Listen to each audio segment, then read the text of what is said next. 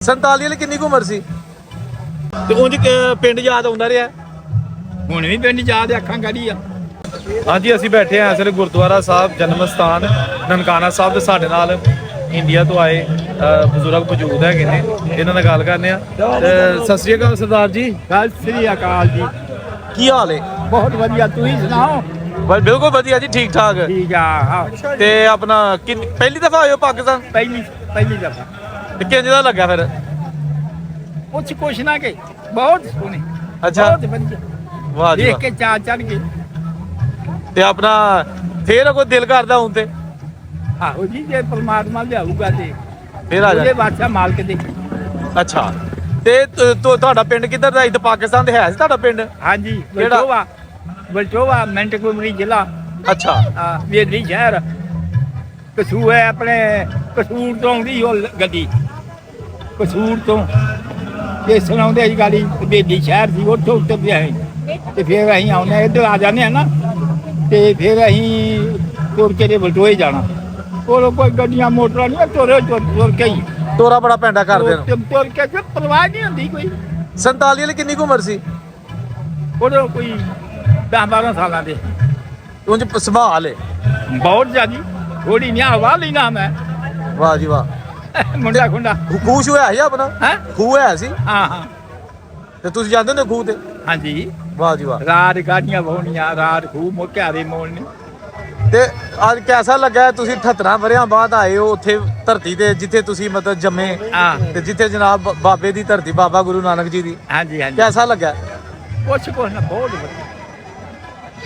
ਆਪਾਂ ਸਾਰੇ ਇੱਕ ਹੀ ਹੁੰਦੇ ਹਾਂ, ਹਰ ਇੱਕ ਨੂੰ ਅਸੀਂ ਆਨੇ ਆਪਾਂ ਇੱਕ ਹੀ ਹੁੰਦੇ ਤੇ ਵੰਡ ਪਾ ਕੇ ਨਿਕਲ ਗਏ ਆਪ, ਸਾਨੂੰ ਅੱਡੋ ਅੱਡ ਕਰਕੇ। ਆਪਾਂ ਕਿੱਥੇ ਹੁੰਦੇ?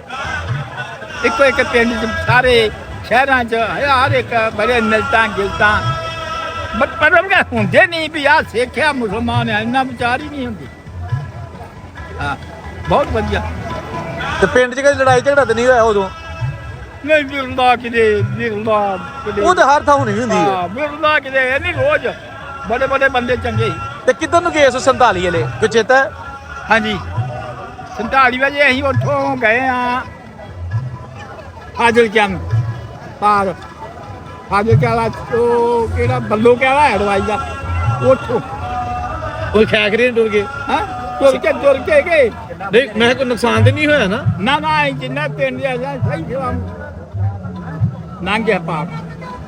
ਵਾਹ ਜੀ ਵਾਹ। ਤੇ ਉਂਝ ਪਿੰਡ ਯਾਦ ਆਉਂਦਾ ਰਿਹਾ? ਹੁਣ ਵੀ ਪਿੰਡ ਯਾਦ ਅੱਖਾਂ ਗੜੀ ਆ। ਜੇ ਤੁਹਾਨੂੰ ਉੱਥੇ ਛੱਡੇ ਬਾਹਰ ਪਿੰਡ ਦੇ ਟੁਰ ਜਾਓਗੇ ਆਪਣੇ ਪਿੰਡ 'ਚ? ਹੈ, ਪਿੰਡ ਦੇ ਬਾਹਰ ਛੱਡਿਆ ਜਾਏ ਤੇ ਗਲੀਆਂ ਪਛਾਣ ਲੋਗੇ?